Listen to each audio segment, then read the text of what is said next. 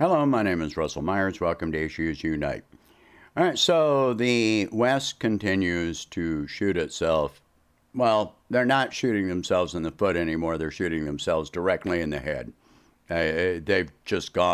They've skipped everything in between, and they're shooting themselves right in the head.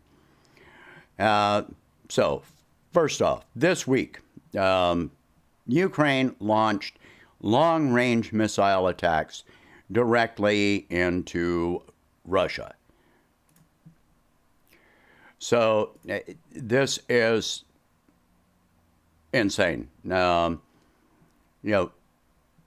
They technically they used, even according to Russia, they used old Soviet equipment to do this, which which Ukraine has got in limited supply, or they would have probably been doing this sooner. But so technically, they did not violate the agreement with Western countries that are supplying them with weapons, technically. But in the general sense of those agreements, yes, they absolutely violated this agreement. They're running the risk and they've been trying to start a direct conflict between the NATO and Russia. They've been trying to do this from the very beginning and even before any of this began. So now, as a response, Russia launched a large-scale attack. This time, there's a difference, though. This time, Russia didn't really focus on energy infrastructure.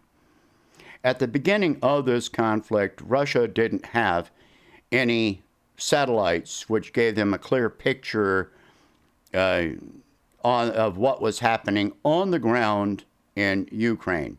But in the last few weeks, couple of months, Russia launched new satellites which does give them a clear picture of what is happening, troop movements and placements and so forth in Ukraine. Don't doubt that Russia has this technology. Russia was the first nation into space. They were the first ones to launch a satellite into space. They stop acting like Russia is some technological backwater. They're far from that. And these satellites don't have to be absolute cutting edge, etc. They've already got their own GPS system up in space. So does China. These satellites just have to serve the purpose at hand right this minute. From what I've heard, it was like 11 satellites that are all focused on Ukraine right now. But of course, those can be moved around to view other areas as needed in the future if they have to.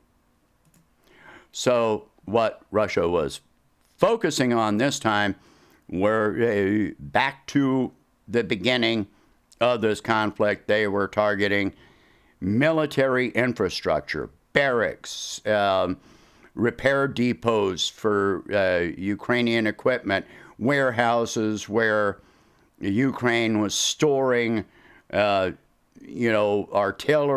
and tanks and so forth that are not currently being used on the front line, and so forth and so on.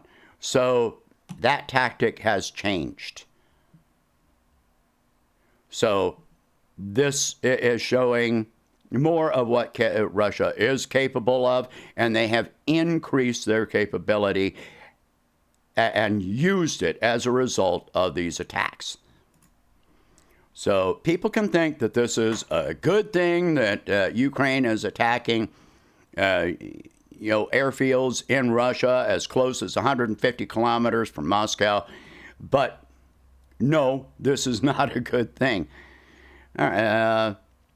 Okay, the European Union is now talking about permanently seizing the assets of Russian oligarchs held in the West and so forth, and using that to pay for rebuilding Ukraine. Something like $300 billion or 300 billion euros, which is kind of 1-to-1 now.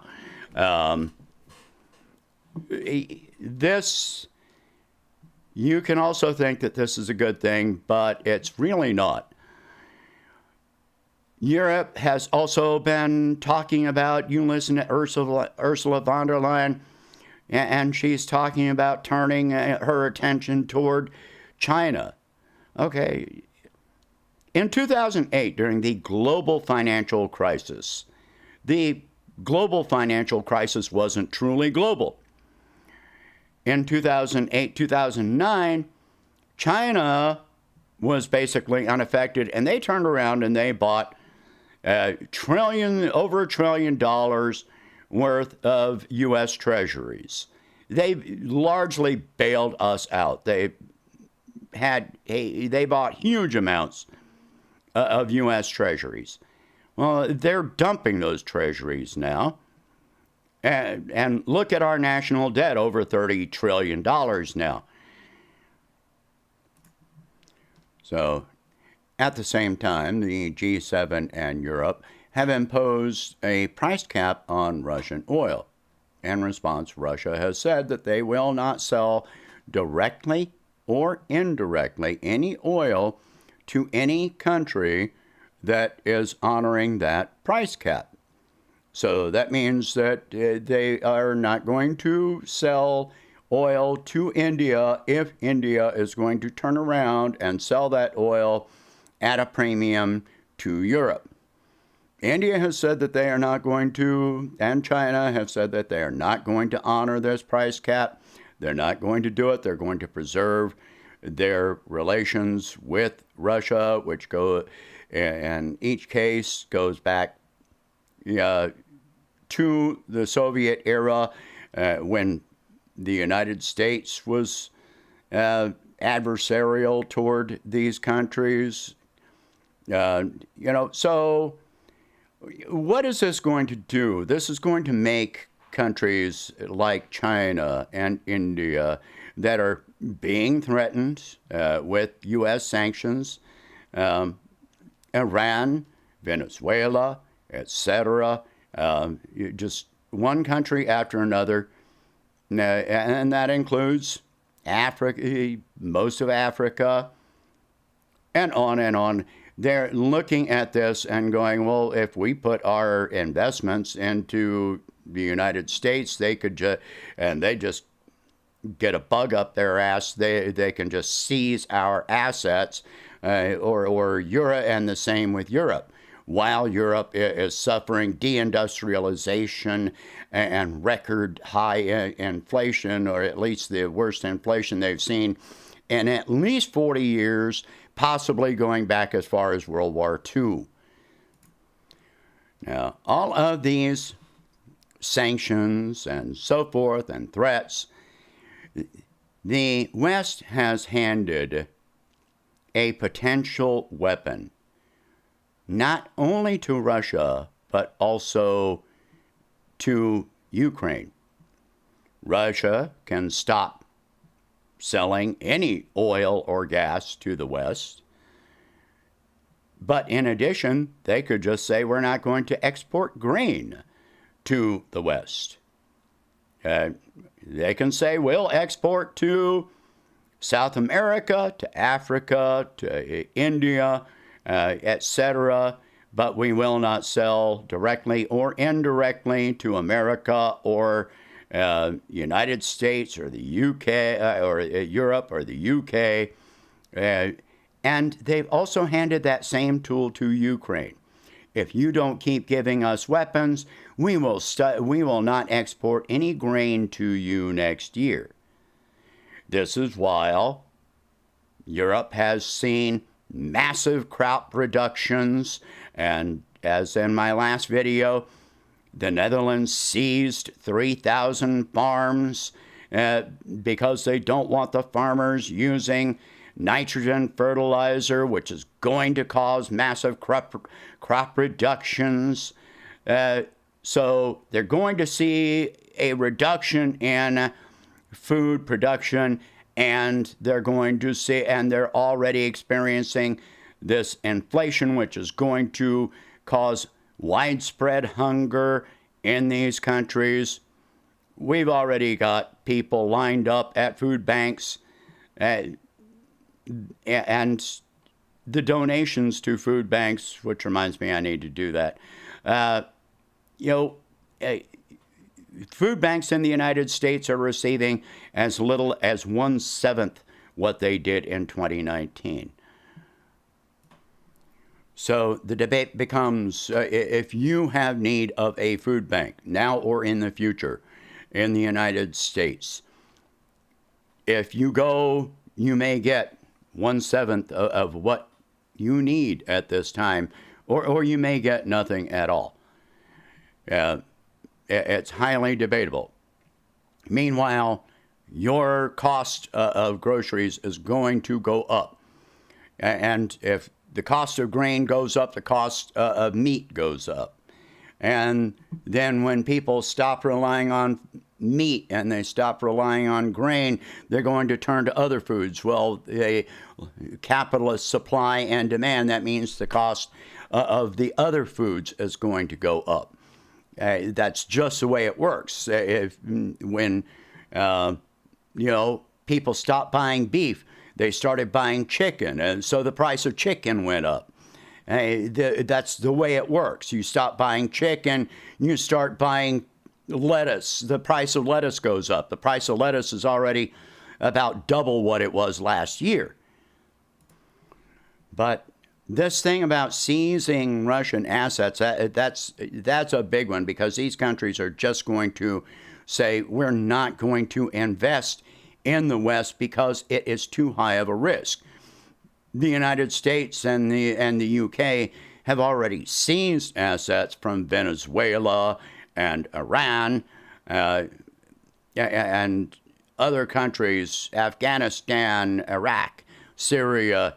They keep on seizing the assets of all these countries, but doing this now, those kind of went kind of under the radar, but now going after Russian assets at this scale of $300 billion, that becomes a massive red flag to other countries that may not agree with America or have a potential disagreement with America or Europe.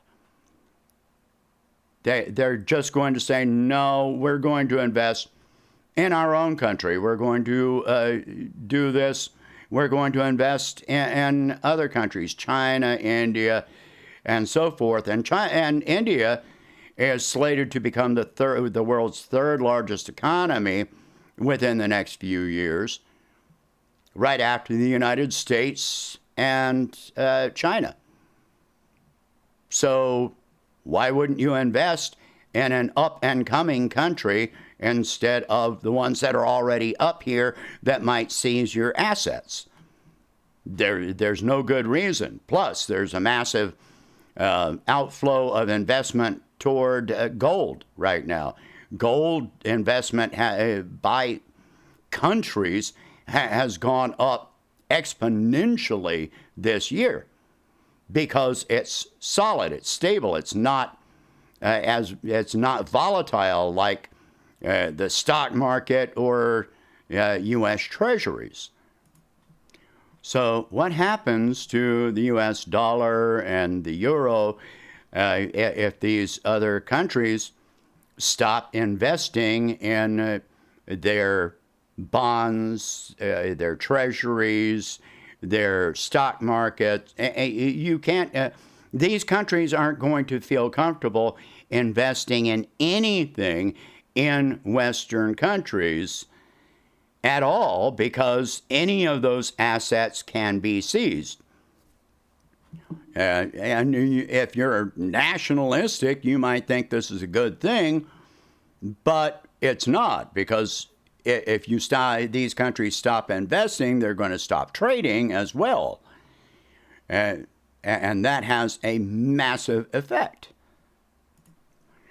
Then, on top of that, you've got Saudi Arabia, who is also being threatened by the United States because they reduced, because OPEC Plus decided to reduce oil production against the United States administration's wishes.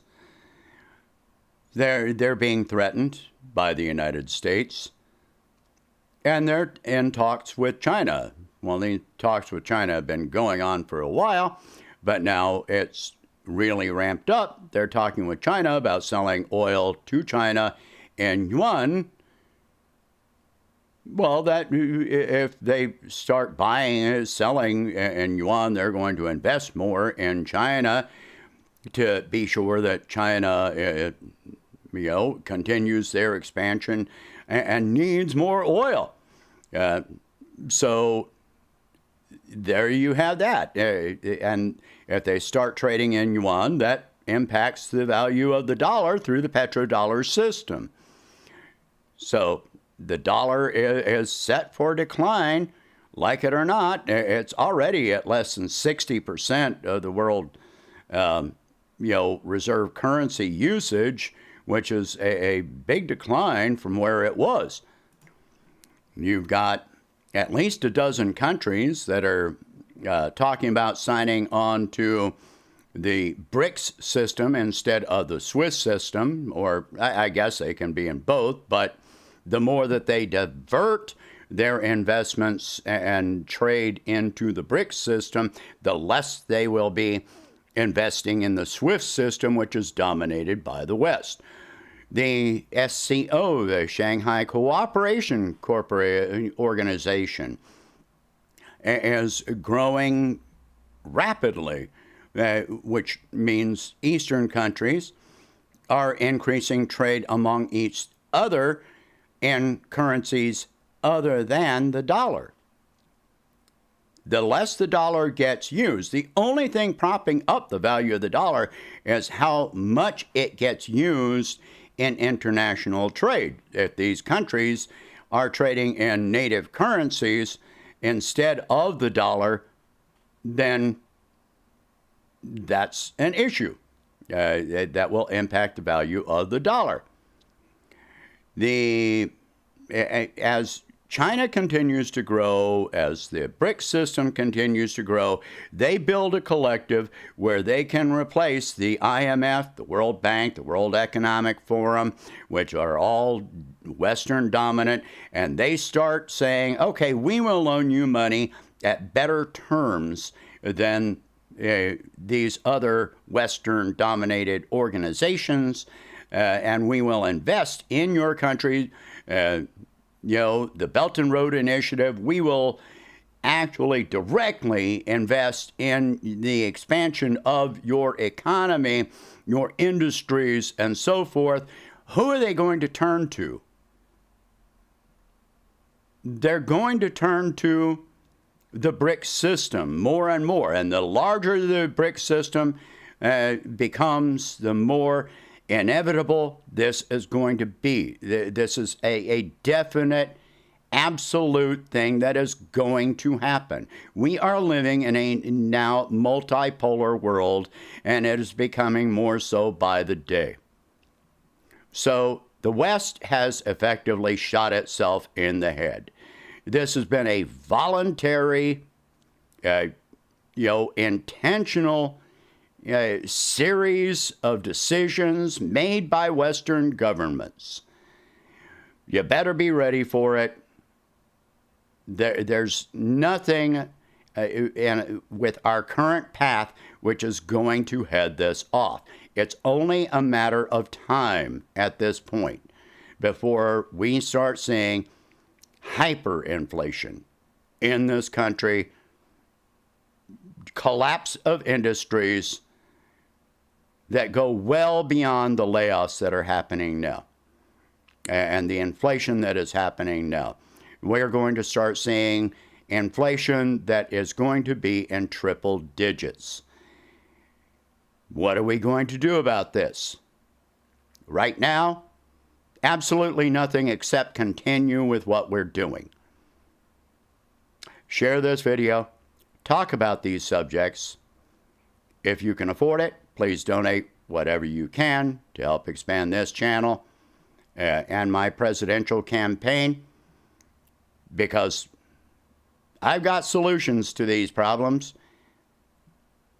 which we just have to be willing to implement. All right? Thank you for watching. I hope you have a good day.